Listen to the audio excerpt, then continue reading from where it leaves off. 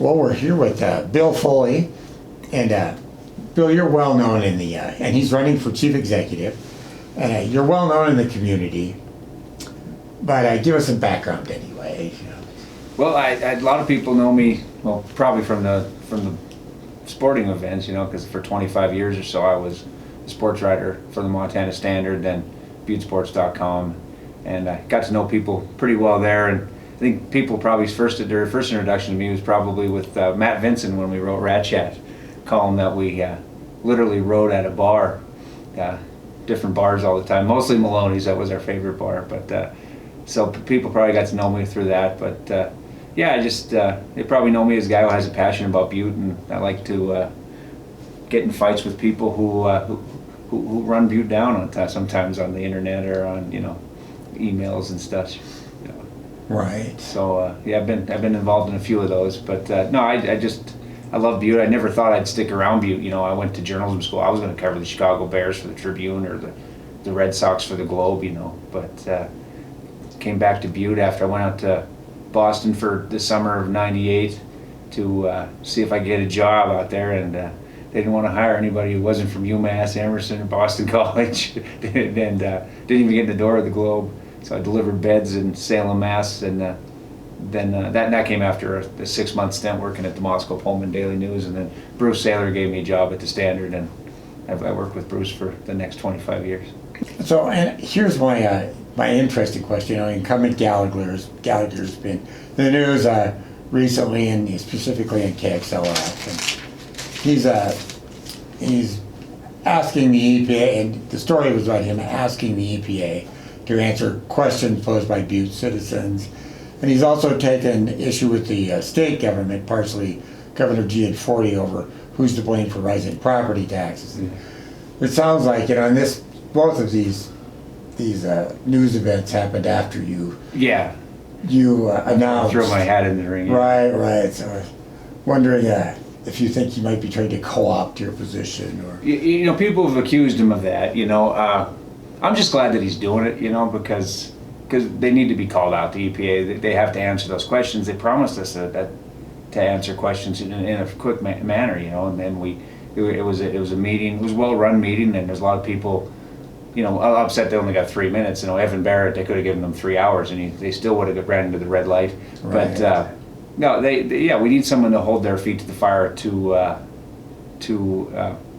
give us the answers we deserve, and if he's stealing my thunder a little bit there, it's not about who gets the credit as long as it's done, but the timing of it is pretty funny. The transparency though thing is still he still keeps saying, he compared people saying secret meetings to the term fake news, when Donald Trump threw out fake news in 2016, and but I just don't know what else to call it when they have a public meeting, or it's a meeting, not a public meeting, a meeting by a public committee that there's no minutes for, there's no agenda, meeting times aren't published, they don't tell us what's said. I don't know what else you'd call it other than the secret meeting, Right. And I didn't come up with, I think Evan Barrett was the first one who said it, secret meeting, but it's just a violation of Montana's open meeting law, and that's where that repository committee, they zeroed in on the Dublin Gulch and by the Centerville and Corktown neighborhoods as a dumping site, and we don't know for sure who was on the committee, we don't know, anything about who said what, who's in favor of what, who's against what, we just don't know, and we had Joe Griffin went up speaking against the transparency resolution, which failed unfortunately last night. I guess it was unfortunate that the version failed. That last night's version wasn't the original one, but there's all controversy over that. But he was speaking against the resolution for transparency, and he said, "What are people going to get up there and argue, engineering theory with us?" I said, "Well, that's not the point. The point is we want to know what's going on. It's not the right to participate in the meeting necessarily. It's the right to observe and know what's going on, because a free and open government is the key to a free and open democracy." And I think that's part of the reason we got what we got in Butte all these years, is because the dealings were in secret. Of course, there's the gag order, which they were forced to negotiate in secret for years. But that's why we settled for so much. Butte's been settling on Superfund for 40 years almost. We're Anaconda gets the golf course designed by Jack Nicklaus, which is a great they're off the Superfund list, and we're getting stuck fighting over leaving dirty dirt in our, and how high our lead contaminations can be higher than others. And, Right. we deserve the cleanup that everyone else got, and there's no way the people of Butte, if that was open, would settle for anything less than that. But the problem is that everything's in secret, and they don't know that they're settling for that. And like a great example that I can think of which is the 2006 allocation agreement designated like the Bell Diamond mine, the Dublin Gulch area up there, as the historic mining landscape area. That was a loophole so ARCO wouldn't have to clean up that area. So they wanted to leave it so we knew what it looked like before they cleaned it up. Like we didn't have cameras or museums and stuff, Right. So they got around that loophole. And if you would have put that to a vote, Butte would have voted that down 100-0. And our leaders that were negotiating in secret went along with it. And I don't understand why they could have. And I still don't think the legalities of it, because, the Montana Constitution, we're guaranteed the right to a healthy environment, and you can't negotiate away your constitutional rights, and that's what they did for us. And I got a kick out of it now that they want to dump up there. I said, well, you can't have it both ways. Those mine dumps are historic. You can't disturb our historic mine dumps. Right. But I'd love to see that cleaned up, and I think we made headway. They're not going to dump into Dublin Gulch, they said now, so we hope, and which I have a feeling they would have just dumped without telling us, but my dad was actually up on the walking trail, and he saw people up there, and he asked J.P. Gallagher what they were doing, and J.P. said, they're just going to move some dirt around and fill in some holes. And my dad knew that didn't sound 100%. What kind of dirt, right? Yeah. So I asked him. I just asked him, and that's how we got to it. I wrote columns about it, and if it wasn't for that, I think next year they just would have all of a sudden saw trucks in the Dublin Gulch. And of course, the Dublin Gulch is the secondary fight on that. The number one fight is it's too close to homes to dump toxic waste.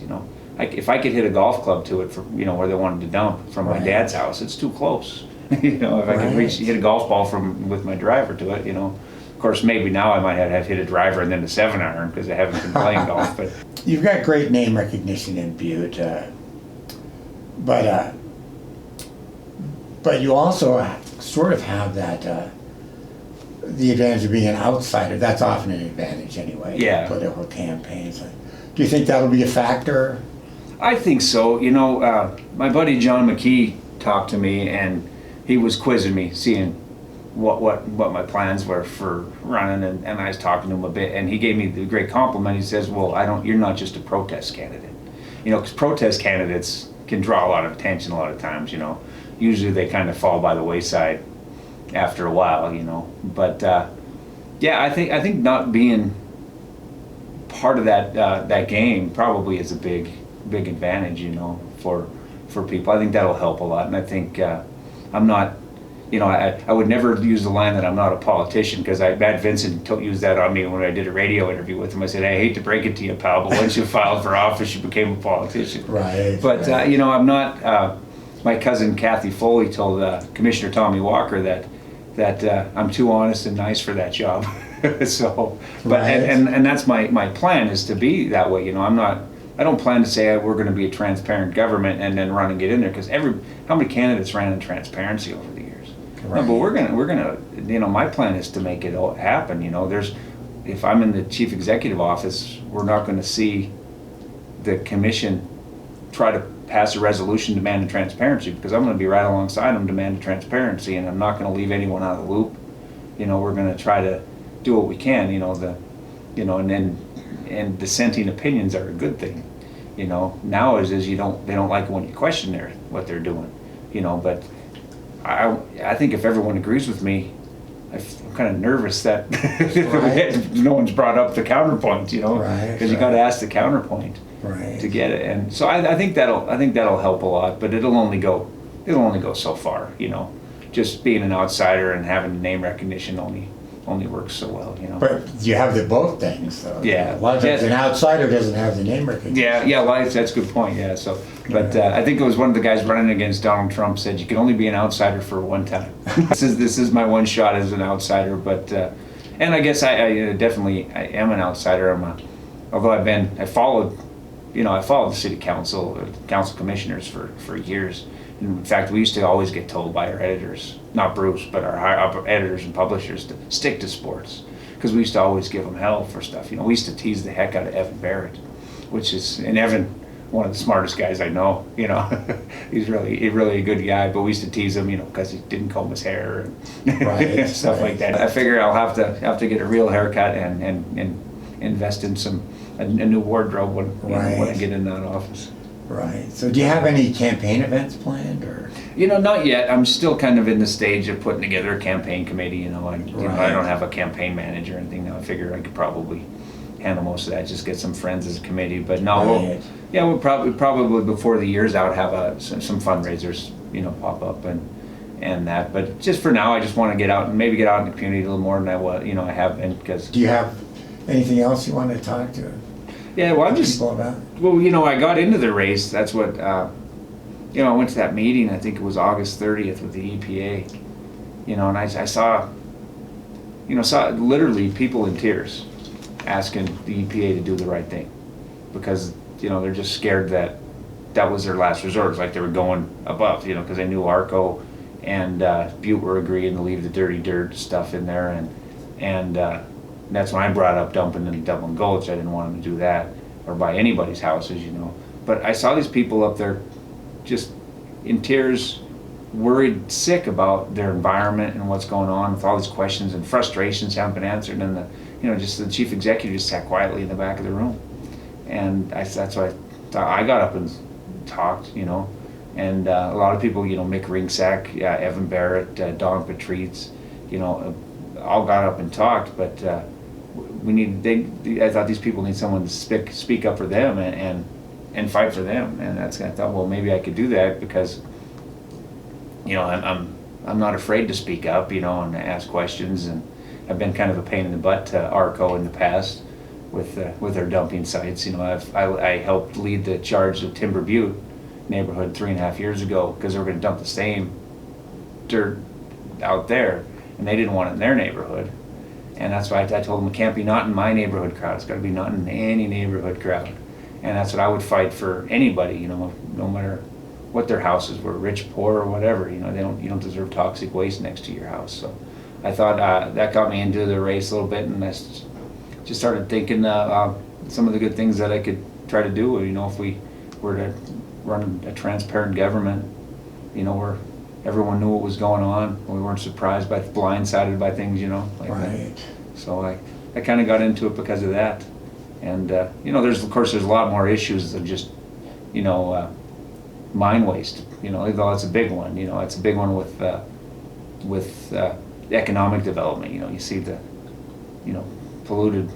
What companies want to come here when they see that we got a polluted town. But there's more issues to that. I think transparency is a big one. People have asked me about the drug problem and the homeless problem. And of course I know I'm not nearly smart enough to figure out all those problems right off the bat. How do you, homeless problem's been a problem for a long time, and drugs, but it's just something I think we need to talk about and have conversations. And on my podcast, I've done that. I've had some members of the care committee. I've talked to recovery and drug addicts who are homeless, and kind of talked about their fight for sobriety and the obstacles that they've encountered that made them homeless. So just talking about issues, I think, is a big deal, to get stuff done. And of course, another thing I'd like to do is I'd like to get some more things for our kids to do. In Butte now, I talked to some of the players after a baseball game one time. So what are you guys going to do? You're not going to go out drinking? And they're like, what else is there to do? And I said, well, it's kind of sad, because I think the movie theater doesn't have as many movies now, because not the movie theater's fault, it's just the way Hollywood is. They're gearing towards streaming movies, and the drive-in's not open 7 days a week anymore. The Columbia Gardens has long been, since been gone. I was too young. It closed in '73. I was born in April of '74.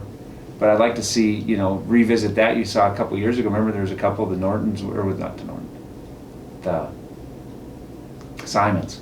They were talking about donating land on the East Ridge for a new Columbia Gardens. That might be a pipe dream, but it's a pipe dream worth exploring. And I'd like to work with my buddy Leo McCarthy with Mariah's Challenge to try to figure out something we could get these kids to do. We got a lot of empty buildings in town. you know. And I don't know what if they'd like stuff. You got to ask the kids what they want to do. Right. But I think it's a shame. My kids, my boy's a sophomore in high school, and their hangout is to go out and walk around Walmart, you know, or play, you know, if they're not playing basketball or something, you know. But there's just nothing for them to do, and I think that's kind of sad because Butte, there was always something to do, you know. Now we don't, you know, we have the carousel, which is nice for the kids, and the Stoughton Park's great now that it's cleaned up again and back open, the water park, but you know, they're more geared for younger kids. But the teenage kids, that's where they get in the most trouble, and they have the most issues, and it'd be nice to have them something to do other than just go to other than sporting events, because sporting events are over at 9:30, 10 o'clock, you know, and they got a couple more hours out to go kill. Right, You know, so it'd be and nice the to have trouble some- begins, right? Yeah, like in the summertime, I like to see the water park stay open later, you know, just, you know, Oh, yeah. certain nights a week, and they haven't had the staff to do that, you know. But it'd be nice, like, you know, a couple nights, Friday, Saturday nights, keep the water park open till midnight for the older kids. Let them play out there, you know. They might, you know, that might be something to do instead of having racing up and down the road to the Big M, which I see that, you know, you see that a lot, because you just fear someone's going to get killed doing that. Eventually, right? Yeah, it's just a matter of time. Someone's going to get hurt if, you know, you're drinking and doing that. So I'd like to, you know, I'd like to do that. And if nothing else, just want to see what we can do. You know, Butte people don't like to be told no. You know, and I'd never like to be told what I can't do. You know, and I'd like to take some swings at some stuff, see what we can get done.